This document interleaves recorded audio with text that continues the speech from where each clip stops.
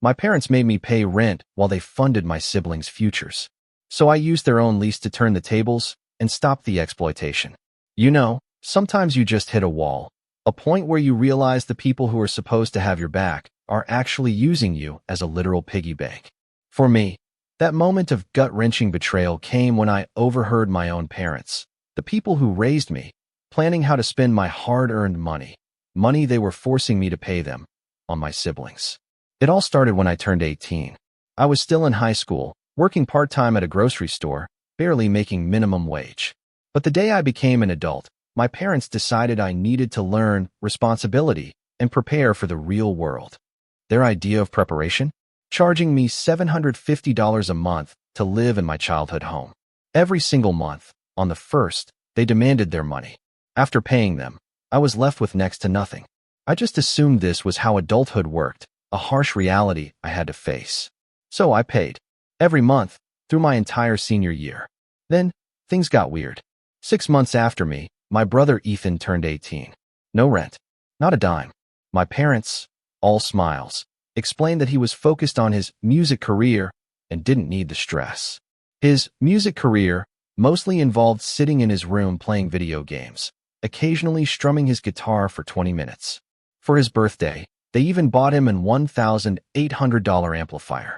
An amplifier. A year later, my sister Sophia hit 18. Also no rent. She was too preoccupied with her influencer career. Her career consisted of maybe 350 TikTok followers and a weekly post.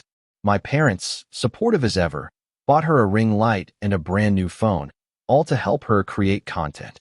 Meanwhile, I graduated, started working full-time, and was attending community college at night, still diligently handing over $750 every month. When I finally worked up the nerve to ask why I was the only one paying rent, my mom looked at me with that patronizing smile and said, "Honey, you're the responsible one. You can handle it.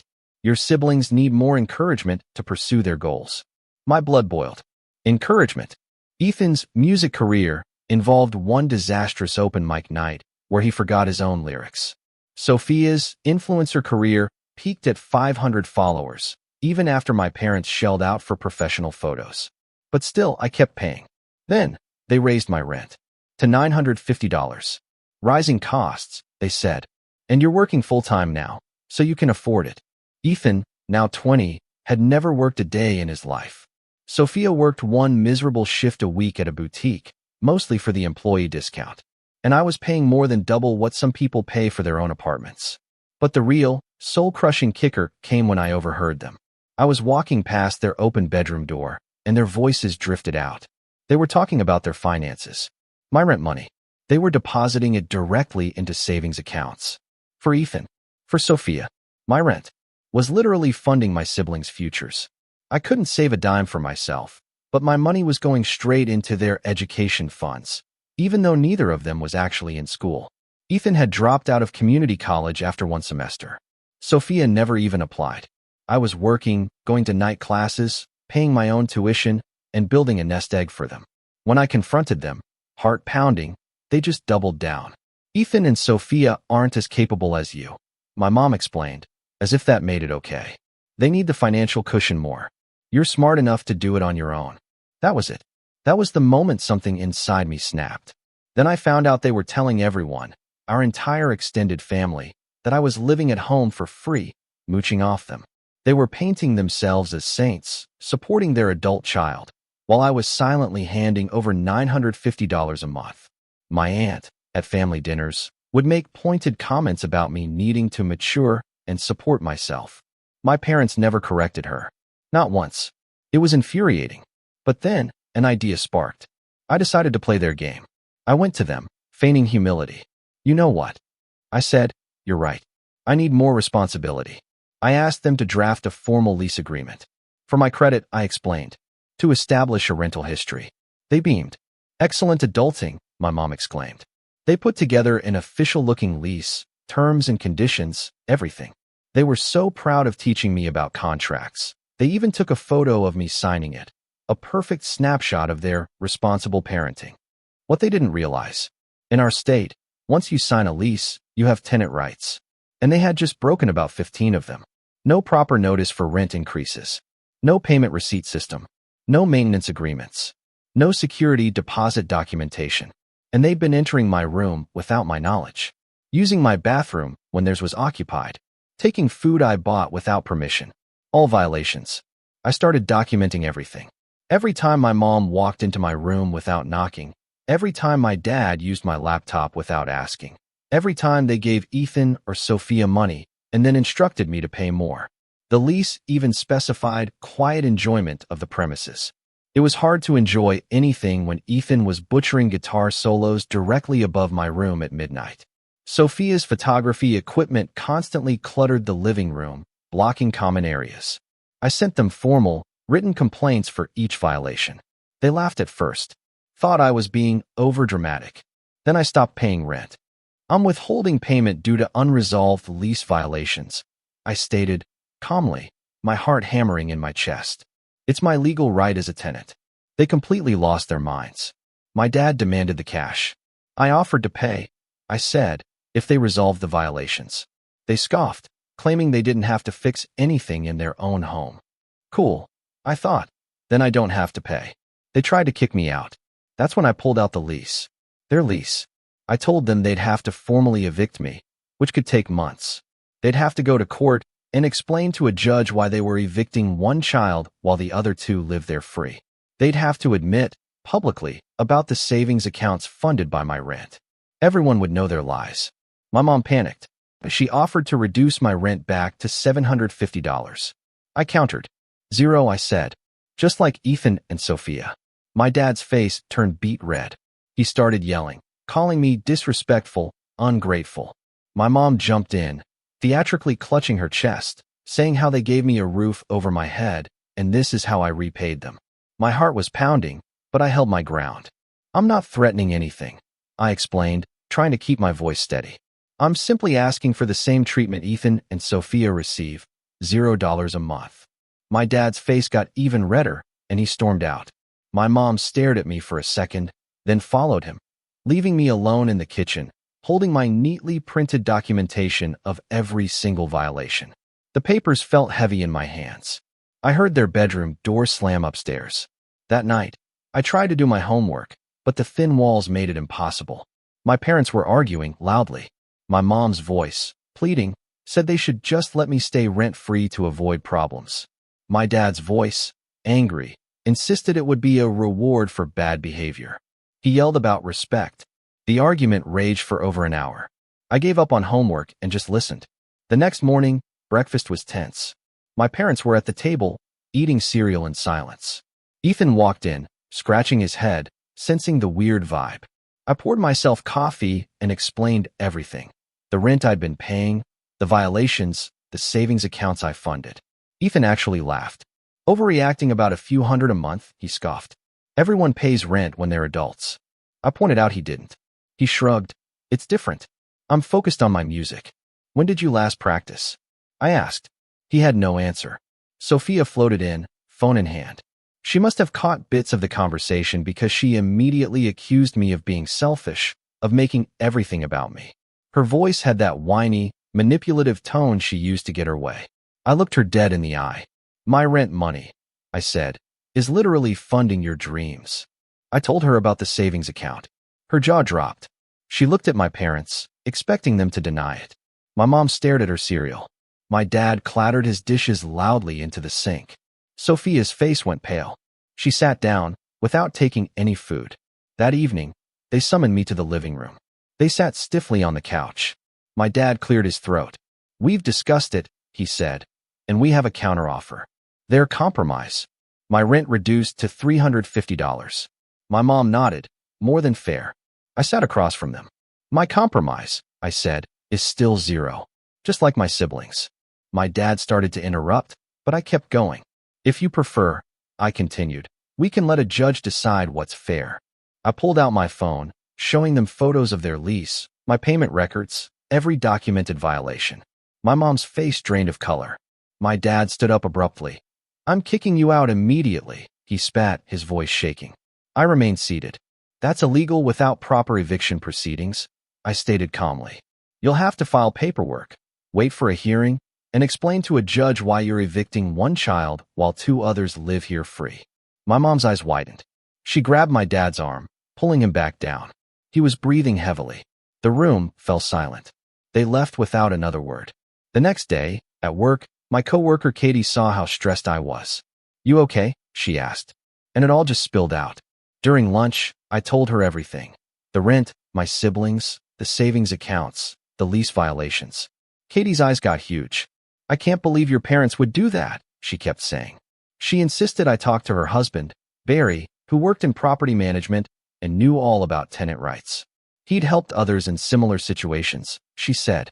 I was hesitant to involve more people, but Katie wouldn't take no for an answer. She texted Barry, and he agreed to meet me.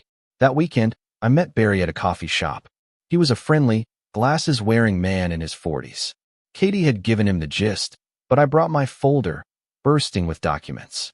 He carefully reviewed everything, making notes. After 20 minutes, he looked up.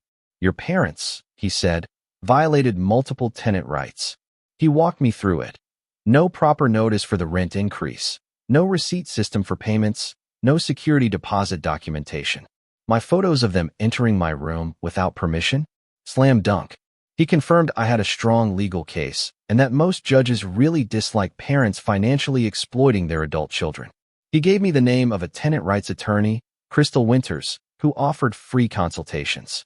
She takes cases when she sees someone being taken advantage of, he said. I left feeling a wave of relief. Someone finally saw I wasn't crazy. I called Crystal's office that day. I explained my situation briefly, and she had an opening for Thursday afternoon. I took it, even though it meant leaving work early. A few days later, my mom knocked on my door. Before I could answer, she came in. Tears streamed down her face. She sat on my bed, crying, claiming I was tearing the family apart over money. She asked why I couldn't just be the responsible one like I always was. Ethan and Sophia look up to you, she sobbed. And now you're setting a bad example by involving lawyers. I closed my textbook. Why? I asked. Does being responsible mean I have to be treated worse than my siblings? She stammered, saying she didn't intend to treat me worse, just that Ethan and Sophia needed more assistance. Why do they need more assistance? I pushed. She had no honest answer, just that they needed help finding their way. I pointed out I was finding my way too, but I was paying for it myself and paying them. She stood up, accused me of being difficult on purpose, and left, still crying. On Thursday, I walked into Crystal Winters' office.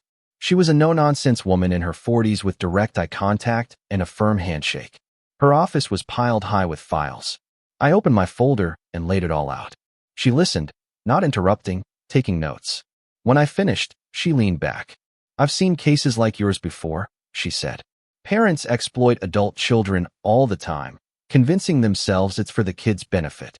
She confirmed the lease gave me strong legal protection. Her paralegal meticulously photographed every page of my documentation. Crystal said she'd draft a letter to my parents, outlining their violations and my rights. It would state I'd resume paying rent only when all violations were resolved, and I received the same terms as my siblings, $0 a month. A huge weight lifted from my shoulders. Having a professional on my side made it feel real, less like a personal drama, more like a legitimate wrong that could be righted. She wouldn't even let me pay her, saying parents like mine infuriated her. The letter arrived on a Wednesday. My phone blew up. My dad, furious, left voicemails about lawyers and family business. My mom, crying, said I was ruining everything. I ignored them all. That evening, my dad was waiting in the living room. He started yelling the moment I walked in. How dare you involve lawyers? How dare you threaten us in our own home? My mom was sobbing on the couch. I stayed calm. I'm not threatening anyone. I'm just asking for the same treatment Ethan and Sophia receive. His face turned scarlet. Oh, you want to play legal games? He snarled. Maybe Ethan and Sophia should start paying rent too. He roared for them to come downstairs. Ethan came first, looking bewildered. Sophia followed a minute later. My dad informed them they'd both be paying $350 a month, starting next month. Ethan's jaw dropped. I can't afford it, he stammered. Why not? My dad shot back. I don't have a job, Ethan blurted. Exactly the point, my dad roared. If she doesn't have to pay, nobody gets a free ride anymore. Sophia burst into tears, claiming they were ruining her career. My dad was unmoved. "Figure it out," he said. Ethan looked at me, like it was my fault. I just stared back. This was the first time he'd ever had to think about money, and it was written all over his face. He and Sophia retreated upstairs. The next day, Katie showed me Sophia's TikTok post, a sad selfie with text overlay about toxic family members causing drama, set to a misunderstood audio track. It had 30 views. Katie rolled her eyes. That evening, my mom reposted it to Facebook with a long, vague caption about family struggles and staying strong. My aunt, predictably, commented about ungrateful children. Nobody knew the truth. They all thought I was the problem. Saturday morning, my aunt called me directly. I almost didn't answer, but I was done hiding. She launched into her usual tirade about me, tearing the family apart. I cut her off. "Aunt," I asked, "do you know I've been paying $950 a month in rent since I was 18? Silence. Then, I told her everything. My rent going into my siblings' savings, my parents telling everyone I lived free. There was a long pause. "I had no idea," she said softly. She admitted my parents always made it sound like I was taking advantage. She apologized for judging me, for her comments at dinner. She said she'd call my parents, but she believed me. After we hung up, my phone started buzzing. Relatives I barely spoke to were texting. My uncle, my cousin, my grandmother even called. I gave them all the same basic facts. $950 a month since 18. Ethan and Sophia paid nothing. My rent went to their savings, and my parents lied to everyone. The responses poured in. "That's not right. I always wondered why they treated you like you were lazy. I need to talk to your mother." By dinner, my phone was a constant vibration. My parents' phones must have been even worse. I could hear my mom in the kitchen, her voice getting louder with each call, saying it was private family business. My dad snatched the phone from her, yelling that I was intentionally trying to make them look bad. I stayed in my room, locked the door, and let them deal with the mess they'd made. The next morning, my mom, looking utterly exhausted, knocked on my door. She said my father wanted to make me an offer. Downstairs, my dad sat at the kitchen table with a calculator. He said they'd refund 6 months of rent, $5,200, to demonstrate good faith. In exchange, I had to agree to stop discussing family finances with relatives. I took a photo of the papers, texted it to Crystal. Her call came within 20 minutes, sharp and clear. "Don't accept anything without proper legal documentation," she warned. "This is an attempt to control the narrative and silence you." She instructed me to reject it and let her handle negotiations. 2 days later, my dad emailed me a new document. It offered the $5,200 refund, but I'd have to agree to pay $350 a month from now on and sign a document promising not to discuss family finances with anyone outside immediate family. I sent it straight to Crystal.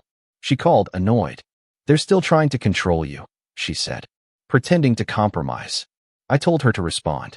She'd send them a letter outlining her terms. They could accept or see me in housing court. Crystal's letter arrived 3 days later. My dad called me at work, screaming about my lawyer threatening them and making unreasonable demands. "What demands?" I asked. "A full year's refund and no future rent," he shrieked. "Sounds fair," I said. "That's what Ethan and Sophia receive." He hung up. Dinner that night was silent. Ethan asked what was going on. My mom just said it was between them and me.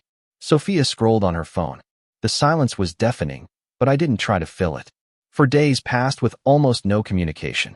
Then, my dad showed up at my job during my afternoon shift. I was restocking shelves when he marched towards me, already talking. "We need to talk about this lawyer's situation like adults," he demanded. I told him Crystal was handling everything and all communication should go through her. He raised his voice. "I'm your father. I have a right to speak to you." Customers started staring. My manager came out. My dad kept yelling about me, tearing the family apart over money. My manager stepped between us, asking my father to leave. He glared at me, like I had betrayed him, then walked away. My manager asked if I was okay. My hands were shaking. She sent me on an early break. That evening, Katie called. Barry wanted to know if I needed a place to stay. If things got worse, their guest room was available. A knot I hadn't realized was there, loosened in my chest. Knowing I had somewhere safe to go made everything less terrifying. I thanked her, promising to let her know. Crystal had set a deadline.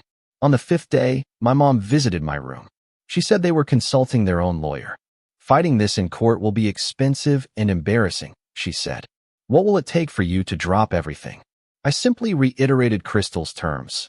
No rent for me, just like my siblings, and a full refund for the past year. My mom's face tightened. $10,200, she muttered. That's what I paid you, I stated. She left without another word. Day 6 passed. Silence. On day 7, my dad knocked on my door before I left for work. His voice was flat. We've agreed to Crystal's terms, he said. He'd refund me for the entire year, and I'd live rent-free, just like Ethan and Sophia. I asked if he was putting it in writing. Our lawyer is drafting the agreement, he replied. Send it to Crystal, I said. He nodded and walked away. I got ready for work, feeling strange. I'd won, but it didn't feel like it. It felt like something in my family had broken, and I didn't know if it could ever be repaired. 4 days later, the check arrived. $10,200, made out to me. I stared at it for a long time. Then I went to a different bank, one my parents didn't use, and opened a savings account. I deposited the entire amount. The teller smiled, congratulated me on starting to save. I walked out, checking the balance on the receipt. All of the money I had paid them, now in an account with my name on it. It felt genuine, real. I'd been right to fight for fair treatment. The money proved it. The atmosphere at home changed completely. My parents stopped trying to talk to me about anything beyond basic household chores. Ethan avoided me entirely. Sophia walked past me as if I didn't exist. Family dinners were silent, everyone eating quickly and escaping the table. My mom would try to spark conversation, but it would fizzle out. The house felt cold, not from temperature, but from absence. Then, one night at dinner, my dad cleared his throat. Starting next month, he announced, Ethan and Sophia will each pay $350 in rent. Ethan dropped his fork with a clatter. He immediately started complaining it wasn't fair, he couldn't afford it. My dad held up a hand. If she doesn't have to pay, he said, looking pointedly at me, nobody gets a free ride anymore. Sophia's mouth dropped open, but she didn't say anything. I just kept eating my food. Ethan stomped off. Sophia followed. My parents sat in silence as I finished my dinner alone with them.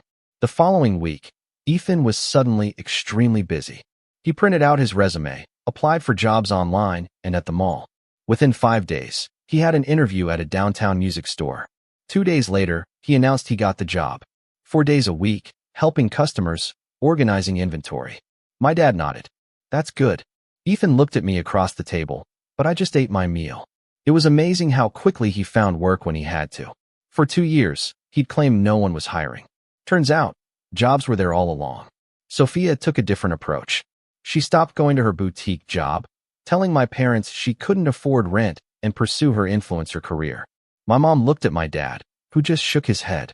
You have 2 options, Sophia, he said. Pay $350 a month, or find another place to live. Her eyes widened. She burst into tears, claiming they were ruining her dreams. My dad's expression didn't change. You have until the end of the week to decide.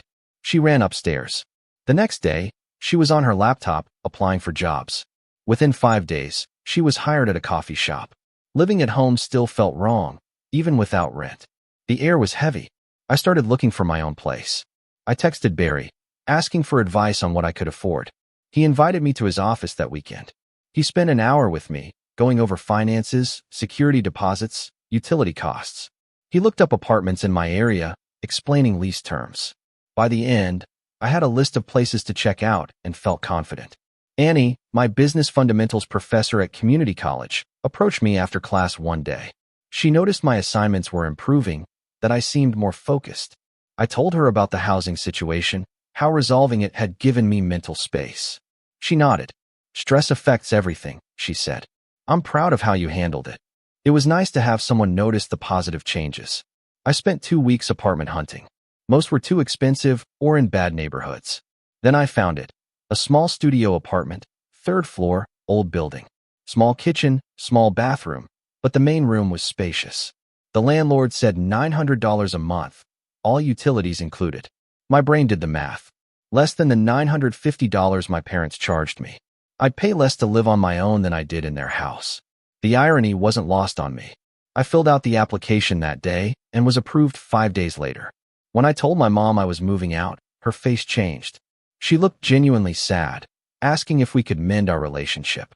I told her honestly, I need time to decide if I want you in my life after how you treated me. She started crying. My dad wrapped an arm around her, jaw clenched. I went upstairs to pack. The week before I moved, Ethan knocked on my door. He asked if he could help me move. I was surprised, but agreed. On moving day, he showed up. We loaded boxes, made 3 trips. On the last trip, he finally said it. He had no idea how unfair things had been until he had to get a job himself. He apologized for laughing at me. He admitted he'd been living in a bubble my parents created. I told him I appreciated his apology. He helped arrange furniture in my new studio, then hugged me before he left, asking us to stay close. Sophia didn't apologize, but she did stop making vague complaints about me on social media. Katie showed me she deleted all her toxic family drama posts. Sophia even posted a picture of her first coffee shop paycheck with the caption, "Honest work and earning your own way." She was working 4 days a week, less concerned with internet fame, and my mom told me she was even talking about community college next semester. Reality, my mom said, had struck both of my siblings, and they were finally dealing with it. Moving into my studio apartment felt different from day one. I picked out a small, secondhand couch. My kitchen had just enough space for a tiny table and chairs. I bought real dishes, no more paper plates to avoid arguments. I hung up posters I'd kept rolled up for years because Sophia said they were ugly and my mom would take them down. They were on my walls now. Nobody could say anything. I cooked actual meals and ate them whenever I wanted. Ethan wasn't there to steal my food. My dad wasn't there to help himself to leftovers. My shampoo stayed in my shower. My snacks stayed in my cabinet. Nobody borrowed my laptop, or my towel, or my phone charger. The level of freedom was beyond anything I had expected. A week after I moved in, Crystal called. She was closing my case file. She reiterated she wouldn't charge me a dime. She hated seeing parents exploit their children and was happy to help me stand up for myself. I tried to offer her something, anything, but she refused, telling me to use the money for my future. Katie and I became close friends. After all she'd done, we started hanging out on weekends, getting coffee, watching movies. Having a genuine friend who knew the whole story and still supported me meant the world. She never judged me. She just listened and said I deserved better. 3 months into my new apartment, I had a routine that felt stable for the first time in years. I worked my shifts, went to class, came home to my space, and saved money every single month because I no longer had to pay rent. My phone buzzed with a text from my mother. "Can we meet for coffee and talk?" I stared at it. Part of me wondered if she was truly ready to admit her wrongs, or if it was another attempt to guilt-trip me. I agreed to meet her near campus. I arrived first. My mom showed up 10 minutes later, looking tired, older. We sat at a corner table. She started talking right away. She expressed genuine regret for the favoritism, the exploitation. She admitted she'd convinced herself I was stronger and more capable than Ethan and Sophia, so it was okay to treat me differently, to expect more. But now, she said, she realized how wrong that was and how much damage it caused. She admitted using my perceived strength as an excuse to take advantage of me while babysitting my siblings. Hearing her say those words aloud, something tight in my chest loosened. I told her I appreciated her apology, but rebuilding trust would take time. She nodded, said she understood, and would wait as long as I needed. 2 days later, my father sent me an email. It was shorter, more formal than my mother's apology. But he admitted he was wrong to charge me rent while allowing Ethan and Sophia to live freely. He apologized for not treating me fairly and expressed hope we could improve our relationship. It felt stiff, awkward, like every word was a struggle for him. But I appreciated that he at least tried. I responded briefly, thanking him for his apology. Over the next few months, I started meeting my parents for dinner at restaurants every few weeks. We kept things neutral, talking about work, school, the weather. They were learning to treat me as an independent adult, not a source of income or a problem to be solved. My mom stopped trying to advise me on every decision. My dad stopped acting like I owed him anything. The dynamic had changed. It felt more balanced. Ethan and I actually became closer after I moved out. He started texting me more. We'd grab lunch after his shifts. He reiterated how unfair things had been, now that he was working and paying his own way. He apologized again for laughing at me. He was still at the music store, enjoying the structure, and even taking guitar lessons seriously. A year after moving into my studio apartment, I was thriving. My grades at community college were great. I was looking into four-year universities. The money from the rent refund, combined with not paying rent those last few months at home, had given me a solid financial foundation. I had nearly $8,000 in savings and a clear plan for my future. My relationship with my family was better now because it was built on mutual respect, not obligation and exploitation. Standing up for myself had been difficult, terrifying even, but it taught everyone in my family a crucial lesson. Fair treatment wasn't something they could bargain for. I was worthy of the same consideration as everyone else, and I would never, ever accept anything less.